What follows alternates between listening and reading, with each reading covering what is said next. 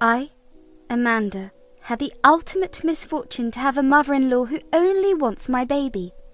It didn't help that my husband David went along with her schemes. I never got any hints from Maria, my mother-in-law, about her hatred for me. All our previous meetings were very amicable, and I had fun hanging out with her. Never in the world had I imagined that she would become a monster after I got pregnant. She was simply putting up a nice face so that she could take my baby. Yes, from the very first day I told her about my pregnancy, she started to turn against me. She said, "Amanda, this baby is my heir. I know you are a super irresponsible girl. I have big doubts you will be able to take care of the child. Thankfully, I'll be around to take care of the baby." Maria, I am taking care of my baby. I can assure you the baby will have the best care in the world. You are not capable of loving the child properly. I should be his mum. I already raised 2 kids. This child is going to carry my family name. He needs to be with me for the best care. She's right, Amanda. Mum does know how to take care of children. She's the best mother in the world. Our child will be better off under her care. You're a new mum and don't know much. Everyone is a new mum the first time they have a child. They learn. I will learn as well. I was super confused about Maria's remarks. What even surprised me more was David's attitude towards the entire situation. He agreed with Maria instead of defending my abilities to be a mum. He was encouraging me to give up my child. At first I thought I was being paranoid. For some time I blamed my hormones for making me think things. Then I realized that my mother-in-law was trying to steal my child. When I discovered I was having a boy, Maria said, "I can't wait to meet my little baby boy. We will be perfect together. I can't wait to bring him to our home." What are you talking about, Maria? He's going to stay here with me. This is his home. Don't worry, it won't be for long. I will take care of my baby. He deserves a mother like me and not you. All it will take is a simple call to the CPS. After they're done with you, me, David, and my baby will be the perfect family. I was shocked by what Maria said. It was stuck in my mind, especially because she made repeated threats of taking my child away. David never defended me or heard my concerns. He simply said that his mum was excited for the new baby and deserved to spend time with him. Maria even threw herself a party and called it my baby shower. Yes, she randomly just told me that she will organise a baby shower. Turns out she planned the shower for her and not for me. She never took any of my input and even convinced David to make the day about her. David, being the mama's boy, happily agreed. Maria went absolutely insane planning the baby shower. She never once consulted me or my mum on what to do. In fact, she just chose everything that she liked. Hell, the banner she booked said, "Soon to be a grandma." It was clear that this baby shower was for her. She even refused to invite most of my family. I told her, "Why didn't you call all my family members? I want them at my baby shower."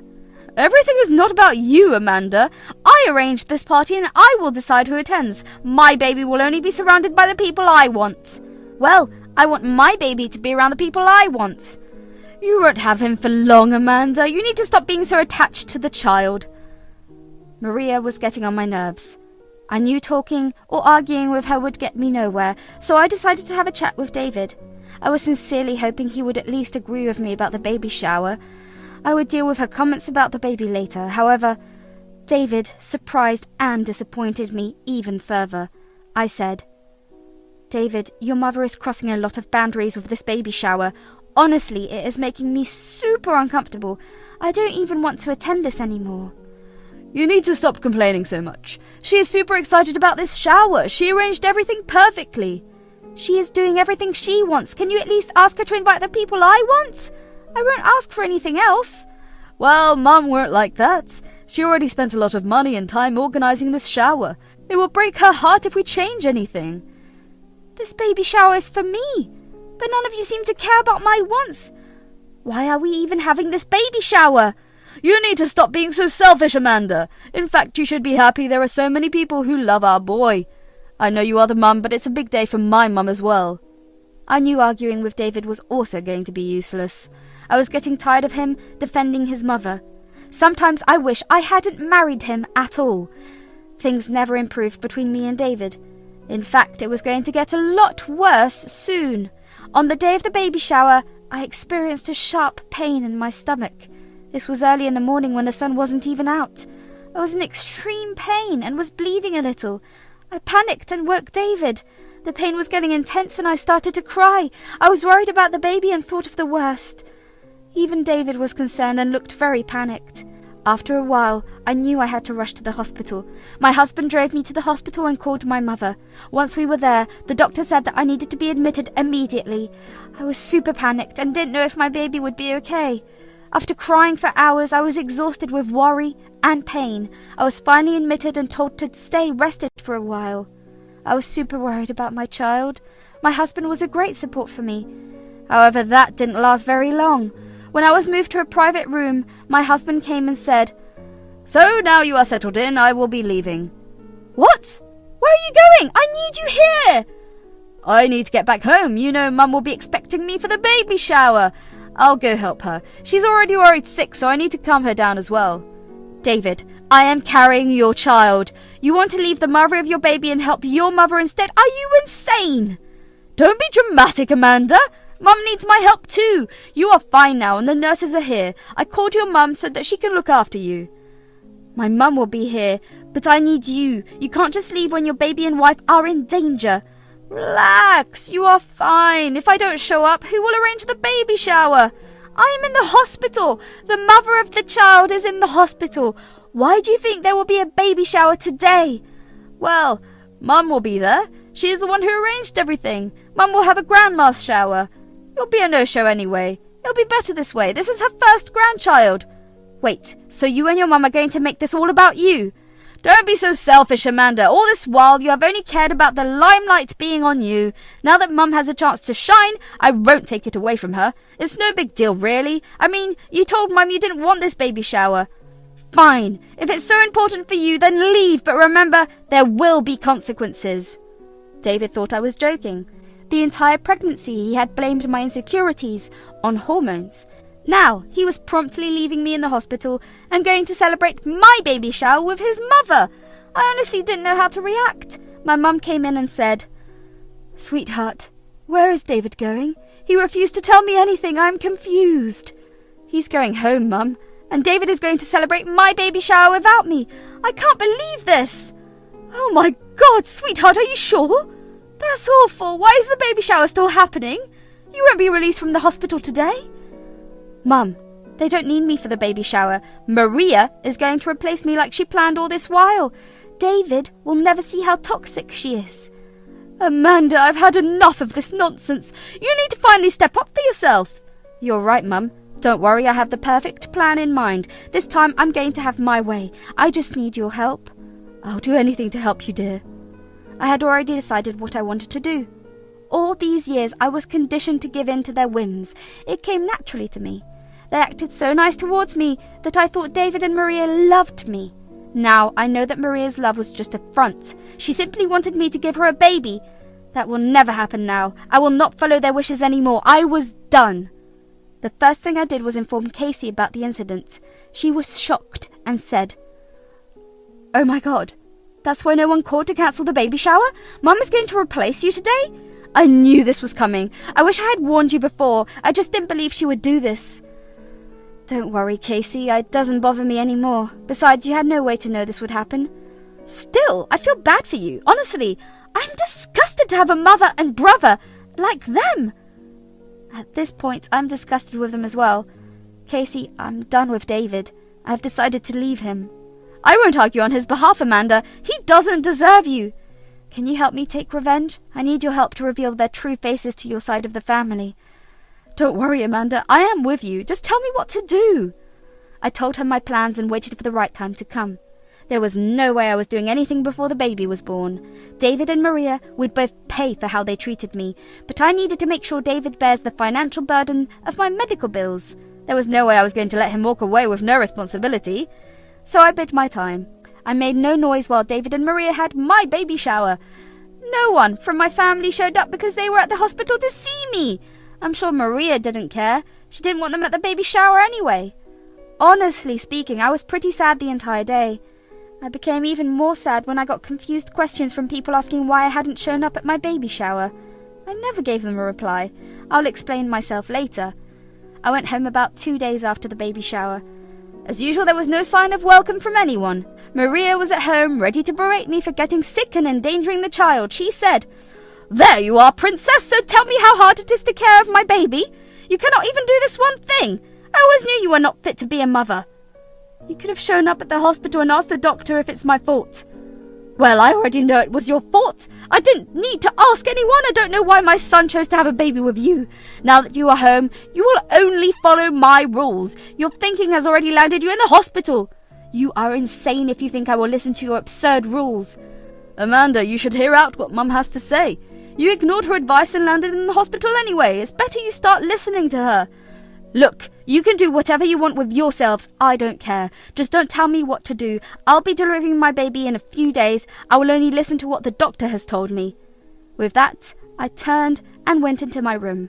When David came to talk to me, I refused to acknowledge him. Instead, I told him I was tired and needed to rest. He started to argue but quickly shut up when I reminded him about the baby. It pained me to think that my own husband cares so little about me. However, I couldn't be weak. I had big plans ahead. I contacted my mother and told her to talk to a lawyer. I was ready to divorce David, so I asked the lawyer to draw up the papers. David would soon realize his mistakes. It was just a matter of time. I acted as if everything was okay. Meanwhile, I was planning my exit. I was even slowly sending away my important possessions through my mum, who visited every day. Not a complete month went by when I was called to have a C-section. The doctors thought that it would be less risky for me to have a C-section than natural birth, so I gave in and went to the hospital. Maria, as usual, had a lot to say about it. She said, "Of course you will have a C-section. I can't believe just how incapable you are to be a mum. When I had my kids, they were natural births. I'm just cut out to be a mum. You should give me the baby as soon as he is born. I'll take better care of him. Right now, you should only be concerned about the baby being healthy. Why can't you set aside your scheming for one day?